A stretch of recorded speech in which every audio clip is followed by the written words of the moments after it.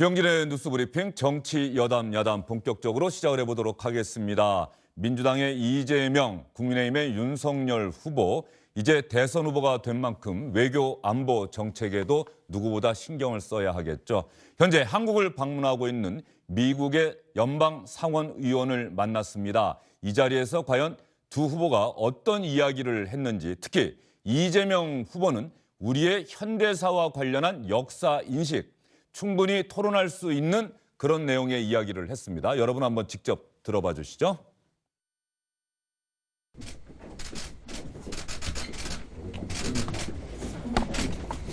한국 입장에서는 이제 미국의 지원과 협력 때문에 이 전쟁을 또 이겨서 이 체제를 유지할 수 있어 경제 선진국으로 인정받는 성과를 냈습니다. 미국의 지원과 협력이 없었다면 불가능한 일이었겠죠. 그런데 이 거대한 큰 성과 이면에 작은 그늘들이 있을 수가 있는데, 예를 든다면 일본에 한국이 합병된 이유는 미국이 카스라테프트 협약을 통해서 승인을 했기 때문이고, 결국 그게 나중에는 분단도 역시 일본이 분할된 게 아니라 그 전쟁 피해국인 한반도가 분할이 되면서 사실 전쟁의 원인이 되었다는 점에서는 사실 전혀 부인할 수 없는 그런 객관적 사실들은 있는 것이죠. With the press here in attendance, wish to express the warmth of my affection and gratitude to the Korean people for their hospitality this week, and in particular to convey the love of young Americans for young Koreans. As the youngest member of the U.S. Senate, it's important for me to communicate that the younger generation of Americans is equally committed to this important alliance. I want to convey as well the love and affection that young Americans feel for their brothers and sisters here in Korea, and that the commitment to growing our security relationship, our economic ties, our cooperation in science and technology and public health, our cooperation in good stewardship of the earth and the environment, and our shared values committing our societies to democracy and human rights will only grow over time. 미국의 입장에서뿐만이 아니라 우리 한국의 입장에서도 한미 동맹의 중요성은 이제는 안보를 넘어서서 이런 글로벌한 이슈까지 한미 간의 확고한 동맹이 더욱 중요한 이런 상황이 됐습니다. 그리고 저는 주범에 입각한 국제 질서, 그리고 국가 간의 외교에 있어서 어떤 예측 가능성이라는 것을 굉장히 중시하고 있습니다.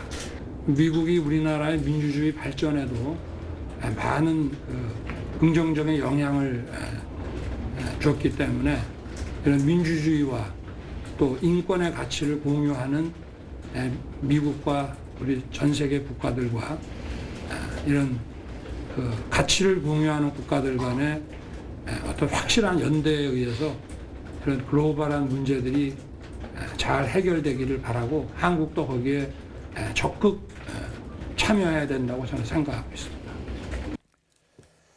두 후보의 이야기 잘 들어보셨습니까? 장경태 민주당 의원, 김은혜 국민의힘 의원과 이야기를 이어가도록 하겠습니다. 두 분 어서 오십시오.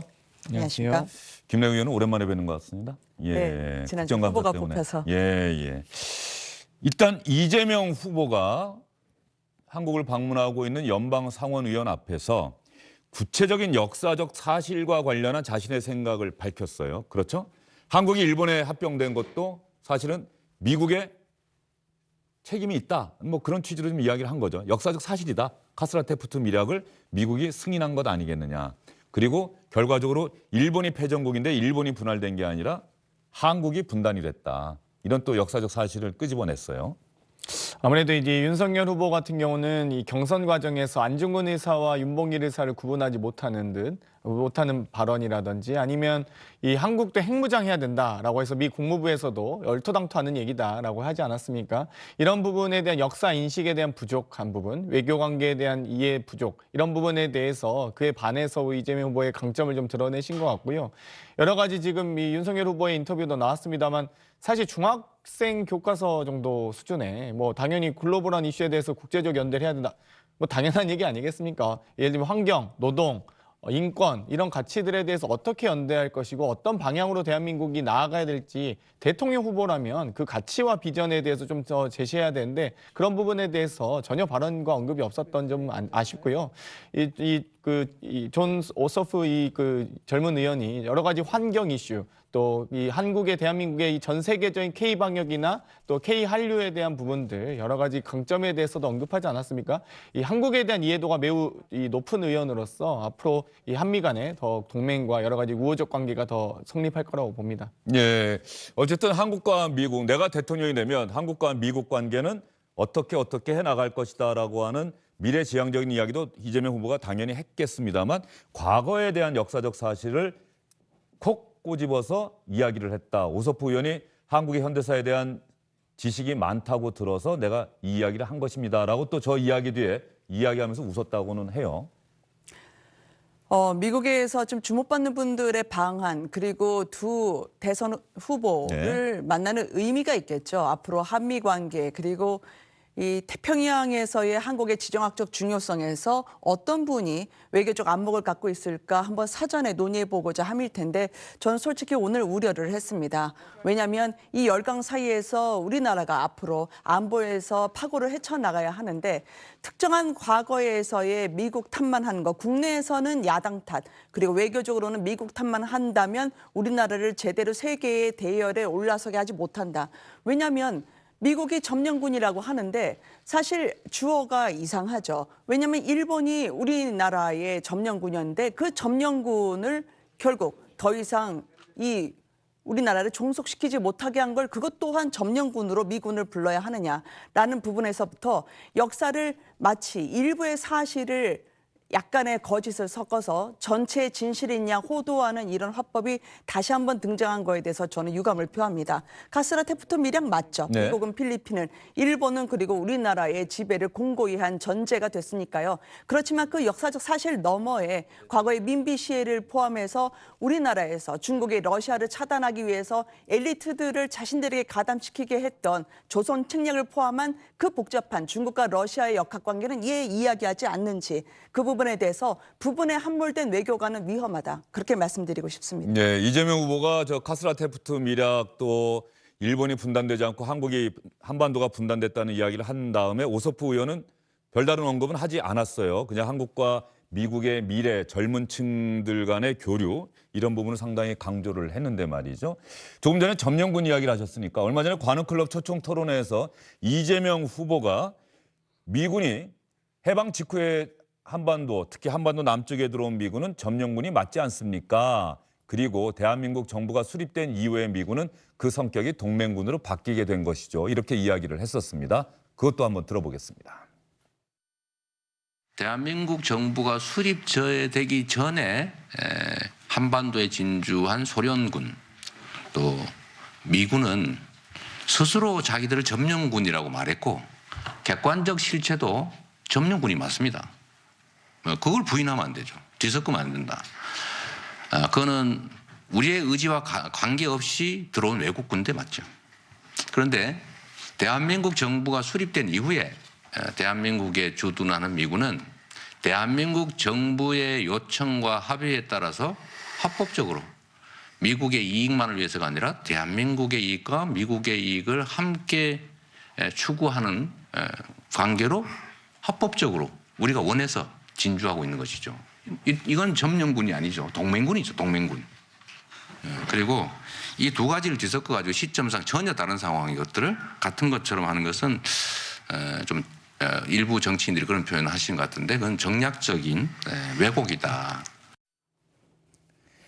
분명히 역사적으로 점령군 맞다. 해방 직후부터 대한민국 정부가 수립될 때까지 미군의 성격은 점령군이 맞다라고 하는 것을 이재명 후보가 다시 한번 이야기를 했는데 제가 기억나기를 지난 7월에 이준석 대표가 이 자리에 나와서 당시 저 문제가 논쟁이 됐었어요. 그랬더니 오큐페이션 포스라고 돼 있는데 이걸 어떻게 해석하느냐의 문제인데 자기가 보기에는 이건 주둔군이다. 점령군이 아니라 주둔군이다라는 이준석 대표는 그런 역사인식을 밝힌 적이 있거든요. 네. 이 참 그 호도라고 하는 말에 파괴력이 있는데 이게 우리나라를 점령하고 있던 일본군에 대한 어큐페이션이잖아요. 그러니까 일본군, 즉 점령군이었던 일본을 점령한 거라고요. 그러면 대한민국의 입장에서는 어떻게 봐야 되느냐. 이거는 한미연합군 자체가 결국 일본의 전제 그리고 일본의 우리나라 지배를 종식시켰기 때문에 그러한 측면에서 종합적인 안목으로 봐야지 미국 자체가 점령군이라 이야기를 했어요라고 했기 때문에 이 모든 남북한 그리고 한반도의 상황을 미국 탓으로 돌리는 듯한 발언은 어느 반쪽의 진실일 수는 있지만 나라의 국가 지도자가 견지해야 될 균형 잡힌 그런 역사관은 아니다라고 말씀드리고 싶죠. 장영태 의원은 어떻습니까? 젊은 국회의원으로서 우리나라 역사에 대한 관심 상당히 높을 것이고요. 뭐 어제 이 자리에 나왔던 전재수 의원은 대한민국 건국정부가 이승만 정부라는 김영우 전 의원의 이야기에 상당히 발끈한 모습을 보였어요. 1919년 우리나라 헌법에도 3.1운동 대한민국 임시정부의 법통을 수립한다고 돼 있는데 그때가 대한민국 건국 아니냐 이런 인식을 보였었는데 지금 점령군 이 논쟁 토론거리에 대해서 우리 장경태 의원의 생각은 어떻습니까? 저도 점령군이라는 생각은 합니다. 어찌되었건 방금 일본군을 점령하셨다고 했는데 일본군을 점령한 건 아니고 한반도 조선 인민을 점령했던 것이죠. 그렇기 때문에 분명히 점령이 맞다. 소위 저희가 이 신탁 통치에 대해서 국민 투표를 했습니까? 그러지 않았습니다. 신탁 통치는 우리가 정확하게 역사적 사실도 우리는 미 군정이라고 배우고 있고요. 이 미 군정에서 이 조선 광복 이후에 이 3년 지나서 이 대한민국 정부가 수립합니다. 그렇기 때문에 이 부분에 대해서는 저희가 전혀 이 조선 인민에 의한 당시 이제 뭐 대한민국이 성립하기 전이기 때문에 그 당시 이 인민에 의한 어떤 성립된 국가가 없었기 때문에 그리고 그 상태에서 미국이 군정을 실시했기 때문에 저는 이 점령군이 맞다고 생각하고요. 방금 조선 책략까지 말씀하셔서 잠깐 언급을 붙이자면 당시 이 미국의 어떤 동아시아 외교 전략이 가스라테프트 조약부터 에치슨 라인에 이르기까지 조선의 소위 한반도에 대한 어떤 여러 가지 전략상 이 미국에 좀 아쉬움들이 있었습니다. 예를 들면 1897년 대한제국 성립부터 1905년에 헤이그 열사에 대한 파견까지 과연 대한제국에 대한 독립을 미국이 보장했느냐 그 부분은 아니지 않습니까? 그리고 그 이후에 광복 이후에도 사실상 미군정 실시하면서 이 여러 가지 이 한반도 분단 국가를 만드는데 한 역할을 하기 때문에 이 부분에 대해서는 저희는 역사적인 인식에 대해서는 객관적이고 합리적으로 좀 평가했으면 좋겠습니다. 예. 우리나라가 일본에 강자병 당했을 당시 그 전후로 사실 미국은 한반도 당시 조선이라고 하는 나라에 대한 관심이 크지 않았다. 그럼요. 관심이 없었다. 이건 누구나 다 알고 있는 그럼요. 사실인데 지금 이 시점에서 이재명 후보가 이런 이야기, 점령군이라고 하는 표현을 이야기하고 카스라 테프트 미락을 미국이 승인했다고 이야기를 하고 또 이 점령군이라고 하는 표현에 담긴 것은 해방 이후에 한국에 들어온 미군 그리고 결과적으로 당시 새로운 나라를 세우기 위해서는 친일을 했지만 행정 경험 있는 사람들을 쓸 수밖에 없었다라고 하는 그런 이야기도 있지 않습니까? 그게 우리가 역사를 바로 청산하지 못했다는 강한 비판을 지금도 받고 있는 대목이긴 한데 결과적으로 점령군이라고 하는 주한미군 그리고 친일파가 이승만 정부를 초대 정부를 구성했던 것 아니냐 이런 부분에 대한 역사인식을 혹시 강조한 것 아니냐 그런 부분을 놓고서 우리 또 시청자분들 유권자분들 다시 한번 생각하고 토론하고 논쟁하고 또 이러려고 하는 생각도 좀 담겨 있지 않을까 하는 생각도 좀 들어요. 이재명 후보의 희망사항과는 달리 당시 이승만 정부의 초대 정부 내각은 항일투사가 대부분 들어가셨죠. 말씀하셨던 것처럼 일제에 복무할 수 없었던 분들의 실무진들은 일부 있었습니다. 그것 때문에 그 자체가 모두가 친일이라고 매도하기가 쉽겠지만 역사적 사실은 그렇지 않고요. 열강의 속국이나 다름없었죠. 미국이 반드시 선이라는 게 아니라 미국과 러시아, 중국 그리고 북한까지 우리나라에 갈 길은 굉장히 굉장히 험로였습니다. 하지만 그 안에서 무조건 우리의 모든 외교적 문제는 미국 탓이라 돌리지 말고 그러면 북한과 중국, 러시아에 대해서는 왜 한마디도 하시지 않을까요? 이 부분에 대해서 한쪽에 치우친 역사관의 위험성을 저는 말하고 싶었습니다. 예, 이런 부분 지금 조금 전에 진중권 교수가 또 페이스북에 글을 올렸는데 이재명 후보가 오늘 이 점령군 발언을 다시 한번 한 것은 또 오늘 카스라테프트 미략까지 이야기한 것은 분명히 일본에 반대하는 우리나라 국민들의 정서를 자극을 해서 그것을 표를 얻으려는 것 아니냐라고 좀 비판적인 시각을 밝혔어요. 그러면서 윤석열 후보는 대통령이 되면 한일 관계를 바로 개선하겠다고 약속을 했는데 이재명 후보의 이 발언은 일본과의 긴장 관계를 계속해서 끌고 가려는 것이냐. 왜 김대중 전 대통령의 한일 관계, 셔틀 외교 이런 것들을 지금의 민주당 후보가 아닌 국민의힘 후보가 승계하겠다고 나서는 것이냐. 뭐 이런 비판적인 글을 올렸는데 진중권 교수의 생각에는 또 어떻게 생각하십니까? 뭐 일단 좀 안타까운 생각이 드는데요. 정말 일본 순사가 경찰로 바뀌는 과정, 일본군 주둔지가 육사로 바뀌는 과정, 동양척식 주식회사가 한국은행 등의 이 대한민국 성립 이후에 여러 가지 금융과 군사와 경찰과 정재계를 다 장악했던 모든 역사적 사실에 대해서 잘 알고 계시면서 마치 우리가 친일파 청산을 잘했다고 말씀하신 것 같아서 대단히 아쉽고요. 과연 우리 이 1919년에 성립한 이 대한민국 임시정부의 요인들이 과연 대한민국 귀국이 어떤 취급을 당했는지에 대해서 대단히 잘 알고 계실 겁니다. 일본의 소위 친일에 정말 협조했던 분들이 정말 대한민국의 소위 주류로 편입되고 그때 당시에 정말 어렵게 독립운동을 하셨던 분들이 국가유공자가 돼서 어렵게 사시는 삶은 너무나 많은 우리가 역사적 사실에 대해서 그렇게 말씀하셔서 대단히 안타깝고요. 이 부분에 대해서 아마 진중권 교수도 이 대한민국 국민들이 느끼는 분노를 잘 알고 있기 때문에 아마 거기에 대한 견제글을 날린 게 아닌가 싶습니다. 예, 알겠습니다. 김은혜 의원님 뭐 더 보태실 말씀 있습니까? 우리의 역사관이 해방 전후사의 인식에 머물면 안 된다. 특히 지난 총선 같은 경우에도 한일전으로 민주당이 치러서 상당히 재미를 봤죠. 친일이냐 반일이냐 우리나라 국민을 또 반반으로 나눠놨는데 이번에도 기승전 대장동에서 벗어나기 위해서 이 같은 제스처를 계속 쓰는지 모르겠어요. 또다시 이번 대선까지 나라를 과거로 회귀시키는 친일과 반일의 구도로 생각하신다면 저는 이미 재난지원금 국민 60%로부터 배격을 받은 것과 마찬가지로 이런 과거로 선거를 되돌리는 시도 또한 통하지 않을 거라 생각을 합니다. 미래 싸움을 하셔야죠. 비전과 그리고 정책으로 우리나라를 어떻게 선진 역량을 갖출 것이냐, 국민에게 다시 행복을 줄 수 있을 것이냐를 논해야 된다고 생각합니다. 예, 존 오스프 미국 상원의원 조지아주가 지역구고요. 연방 상원의원인데 올해 나이가 34살이라고 합니다. 바이든 미국 대통령 이후에 최연소 연방 상원의원이다. 이런 평가를 받고 있는데 혹시 장경태 의원은 만났습니까? 못 만났습니다. 못 만났습니까? 뵙고 싶긴 예. 하네요. 대선 후보만 만나고 가는 모양이죠. 한국에 와서 미국 전문가라고 하는 한국의 뭐 방송 기자나 또 미국 전문가들과는 좀 만나서 교류를 한 것 같더라고요. SNS에 사진도 올라오는데. 네. 34살의 연방 상원 의원이면 상당히 미래가 촉망되고 민주당의 기대주다, 미국 민주당의 기대주다 이런 평가는 받을 만할 것 같아요. 그럼요. 예, 네. 34살의 연방 상원 의원 결코 쉬운 일은 아닌데 말이죠. 알겠습니다. 자, 이재명 후보와 윤석열 후보 존 오서프 미국 연방 상원의원 만난 자리에서 했던 이야기, 윤석열 후보는 한미 동맹의 중요성을 다시 한번 강조를 했고 이재명 후보 역시 미국의 도움으로 우리나라가 이제 선진국 반열에 올라섰다. 그건 부인할 수 없다. 그러면서 한일 합병이라고 하는 비극적인 역사 그 이면에는 미국이 당시 일본에 힘을 실어준 것 아니냐 이런 역사인식을 드러내기도 했습니다. 이재명 민주당 후보 최근 들어서 어떤 자리에 가서든 정말로 이재명 정부가 들어서면 잘하겠습니다. 지금보다 더 잘하겠습니다라고 이야기를 합니다. 그 얘기의 이면에는 현재 문재인 정부 그럴 생각은 없습니다만 그래도 문재인 정부보다 더 잘하겠다는 뜻 아니겠습니까? 이 이야기가 곧 문재인 정부와 차별화를 시도하는 것 아니냐는 분석이 당연히 나올 수밖에 없는데요. 이재명 후보의 관련 발언 들어보겠습니다.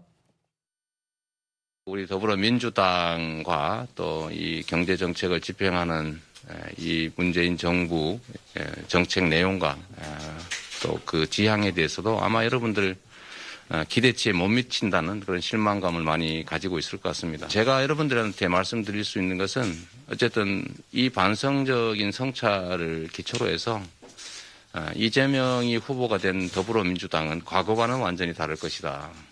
앞으로는 세상의 변화에 좀 더 민감하고 또 우리 세상에 가야 될 길에 대해서 좀 더 선도적으로 나아가겠다는 말씀을 드립니다. 저는 우리 민주당 3기 민주당 정부가 100% 잘했다라고 생각하지 않습니다. 저는 특히 부동산 문제나 또 사회 경제 개혁과 관련해서는 우리 국민들의 기대에 못 미쳤을 뿐만 아니라 이제 부동산 문제 같은 경우는 문제를 악화시켰다라고 하는 비판을 인정합니다. 그리고 문재인 정부 또 민주당 정권에 또 실제 참여한 일원으로서 그 점에 대해서는 다시 한번 또 사과드립니다. 그리고 더 나은 상황을 만들어내겠다는 다짐으로 이 사과를 좀 승화시키고 싶다는 말씀드리고요. 장영태 의원님, 이재명 후보 지금 발언 보면 말이죠. 민주당과 문재인 정부 기대치에 못 미쳤다. 이재명이 후보가 된 민주당은 과거와는 완전히 다를 것이다. 3기 민주당 정부가 100% 잘했다고 생각하지 않는다. 다시 한번 사과드린다. 더 나은 상황을 만들어내겠다고 다짐하겠다. 어떻게 봐야 됩니까? 이재명 후보, 제가 이 자리에도 다른 분과도 좀 토론을 해봤는데 상당히 지금 어려운 상황에 있는 것 같아요. 문재인 정부의 계승자인 동시에 차별적으로 더 발전시켜 나가겠다는 이야기를 하는데 잘못 이야기를 하면 문재인 정부를 부인하는 얘기가 될 수가 있기 때문에 어떻습니까? 부인이라고까지는 너무 과한 말씀인 것 같고요. 겸손한 말씀을 하신 것 같습니다. 어찌되었건 문재인 정부가 촛불 이 전국과 촛불 민심을 토대로 어찌되건 성립한 정부이기 때문에 거기에 대한 정치 혁신 또 개혁에 대한 이 열망과 의지들이 많았습니다. 그 부분도 저는 좀 더 승화시켜서 말씀하신 대로 좀 더 적용했으면 참 좋았을 텐데 여러 가지 2017년 5월에 출범한 정부가 인수위도 없이 출범을 해서요. 2018년에 한 1년 반 정도 운영이 되다가 바로 일본의 소부장 공격부터 시작해서 코로나 위기까지 정말 이 한 거의 3년여를 정말 이 위기를 돌파하는 노력으로 좀 소모한 측면이 있다. 그래서 물론 정부의 역량을 거기에 또 집중해서 효과도 보긴 했습니다만 또 국민적 열망과 눈높이에는 또 좀 부족한 부분이 있을 수 있습니다. 그렇기 때문에 당연히 차기 정부를 준비하는 민주당 정부 4기를 준비하는 이재명 후보 입장에서는 당연히 거기에 대한 겸손하고 또 부족한 부분을 반성하고 성찰하는 표현과 태도를 하셔야 된다고 보고요.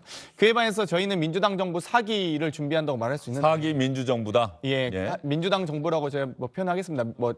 국민의힘이 집권한 데서 민주정부가 아닌 건 아닐 테니 군부 정권은 아닐 테니까 다만 국민의힘의 윤석열 후보가 만약 집권한다면 과연 국민의힘 정부 몇 기입니까? 저는 항상 이 여러 가지 방송에서 패널들과 토론하면서 도대체 국민의힘의 창당일은 언제가 이 정당의 시작이냐? 언제가 어느 정권이 과연 이 국민의힘에서 배출한 대통령이냐라고 물었을 때 그 입장이 다 다르시더라고요. 어떤 분은 노태우부터 시작해서 김영선이라 하셨던 분, 어떤 분은 이명박, 박근혜라고 하셨던 분까지 어떤 분이 시작인지 그 부분, 그러니까 소위 예측 가능성이 전 있어야 된다 봅니다. 국민들께서 이 대통령 후보가 집권해서 어떤 가치와 철학을 실현하실지에 대해서 또 이 어떤 정당이 집권 세력으로서 수권 능력이 있는지에 대해서 이 예측 가능해서 기대와 신뢰가 함께 담보돼야 된다 보는데 국민의힘의 몇 기 정부인지 정말 궁금합니다.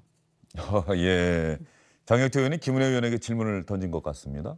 네, 아니 저희 당이 일체된 공화와 공정을 지향하는 기조로 본다면 연식이 중요한 게 아니죠. 중요한 건 지금 이재명 후보의 차별화 전략에 대해서 같이 논의하고 있는데 경선 전후로 미묘하게 발언이 달라지시더라고요. 그러니까 불과 석 달 전만 하더라도 문재인 정부의 가장 아픈 부동산 정책에 대해서는 문 대통령은 방향이 틀리지 않았다. 대통령은 옳았는데 밑에 관료들이 제대로 잘못 해내지 못한 탓이다라고 잘못을 관료들에게 돌렸거든요. 근데 석 달 뒤에 이제 본선에 임하는 후보로서는 가장 아픈 손가락 이걸 꾹 누른 셈이죠. 문재인 정부의 일원으로서 사과한다. 100% 잘한 건 아니다라고 이야기한 건 아마 문재인 대통령 청와대 쪽에서는 조금은 좀 부담스럽지 않았을까라고 생각을 합니다. 근데 결국 이 차별화 전략을 제대로 하는 것이냐? 저는 이거는 한번 그 전략 차원에서 이재명 후보 쪽에서 돌아봐야 될 것 같아요. 왜냐하면 최근의 부진, 대장동까지는 이재명 후보의 잘못이지 문재인 대통령의 잘못이 아니죠. 또 여론조사상으로 보더라도 평균적으로 보면 아직까지 문재인 대통령의 지지율이 이재명 후보보다 높습니다. 그렇기 때문에 반드시 이렇게 어려울 때 문재인 대통령과 척을 지면서 차별화하는 게 이재명 후보에게 득이 될 것인가 저는 생각하지 않고요. 과거에 특히 김영삼 전 대통령 시절에 그 당시에 차별화를 시도했던 이회창 당시 후보나 노무현 대통령만 하더라도 그때는 이회창 후보와 달리 김대중 대통령의 자산 그리고 부채까지 승계하겠다고 했었죠. 이것이 두 사람의 역량을 달리 보게 했습니다. 그래서 어려울 때 등을 지는 그런 차별화 전략이라고 하는 건 뭐 필요에 의한 거였긴 하겠지만 지금의 상태에서는 적절한 것이었을까? 저는 한번 되묻고 싶습니다. 예. 짧게만 말씀드리겠습니다. 어찌되었건 이 더불어민주당과 이재명 후보는 여러 가지 현안에 대한 입장을 가지고 있습니다. 그런데 윤석열 후보는 어떤 입장과 태도가 있는지는 잘 모르겠는데요. 여러 가지 민생 현안, 노동 이슈, 역사 의식이 좀 부재한 부분들은 이미 경선 과정에서 많은 언급이 있었습니다. 부정식품 발언이라든지 혹은 청약 통장도 모르는 분에게 어떻게 부동산 정책을 맡기겠습니까? 민생 현안에 대한 이해도 부족하고요. 주 120시간 노동하려면 하루에 20시간씩 6일을 근무하셔야 됩니다. 정규직, 비정규직 차이도 모르시는 분에게 어떻게 노동 이슈를 맡길 수 있으며 안중근 의사와 윤봉길 의사도 구분하지 못하고 이한열 열사가 부망쟁의 열사라고 하는 등의 역사인식도 너무 부족하기 때문에 저희는 저희에 대한 비판과 부족함은 충분히 이해하고 공감하겠습니다. 하지만 윤석열 후보에 대한 입장과 태도, 비전이 무엇인지 가치와 철학 정말 궁금합니다.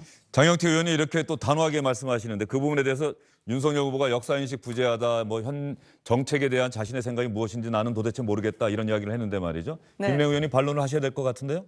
아무래도 그동안의 본소원에 직행하기 이전에 노동의 문제라든지 이 부분에 대해서는 적절하지 않은 발언이 나왔던 게 있었죠. 그렇지만 기본적으로 가장 큰 골격, 역사에 있어서의 한미 관계를 어떻게 봐야 될 것인가, 또 북한과 중국에 대해서 어떻게 봐야 될 것인가는 저는 분명히 균형 잡힌 시각을 보여줬다고 생각을 합니다. 특히 비핵화 문제와 관련해서 그리고 앞으로 아시아 태평양에서의 우리의 대한민국의 전략과 관련해서는 분명히 함께 전략적으로 동맹을 맺어 나가되 중국과 그리고 북한과 그리고 러시아에 대해서도 굳이 문을 닫지 않는 개방적 노선을 표명을 했었죠. 또 하나는 노동 문제와 관련해서도 어느 말 한마디를 붙잡고 말씀을 하시고 싶어 할지 모르겠지만 기본적으로 이 노동에 대해서는 보다 저희는 전면적으로 훨씬 더 우리 당에 대해서 갖고 있던 시선보다는 달라진 부분을 느끼실 수 있을 겁니다. 앞으로 본선에서 두고두고 이재명 후보가 요구했던 1대1 토론이 이어지지 않겠습니까? 1대1 토론이 정말로 중요합니다. 제가 네. 최근에 송영길 이준석 대표와 이제 두 번째 토론도 했는데 말이죠. 많은 분들이 대선 후보 토론도 좀 이렇게 한번 꼭 마련됐으면 좋겠다는 생각을 적어 놓으셨더라고요. 주영재님께서 예. 계속 하시니까 다른 방송에서 걱정합니다. 그 시간대 너무 빨라. 네. 근데 어쨌든 대선 후보가 또 지금 현재로서는 김동연 전 부총리까지 하면 5명 아니겠습니까? 이게 선관위의 또 선거법에 따른다고 한다면 또 대선 TV 토론도 우리나라는 양자 토론이 사실 어려워요. 그렇죠? 일정 수준 이상의 의석을 확보한 정당, 또 지난 선거 때 몇 % 이상의 득표를 했던 정당의 후보들도 함께 반드시 해야 된다는 게 우리 선거법에 규정돼 있기 때문에 미국처럼 양대 주요 정당, 거대 정당의 후보들만 1대1 토론하는 게 사실은 쉽지는 않은데 한 번쯤은 그런 모습 보고 싶다라고 생각하시는 분들이 많으실 것도 같고요. 알겠습니다. 안녕하십니까, 주영진입니다. 더 많은 뉴스와 라이브 이벤트를 보고 싶으시다면 화면 오른쪽을 눌러서 구독해 주시기 바랍니다. 저희 SBS 앱을 다운로드 받으시면 뉴스 속보 알림도 받아보실 수 있습니다. 텔레비전으로도 SBS 뉴스, 유튜브로도 SBS 뉴스 잊지 마시기 바랍니다.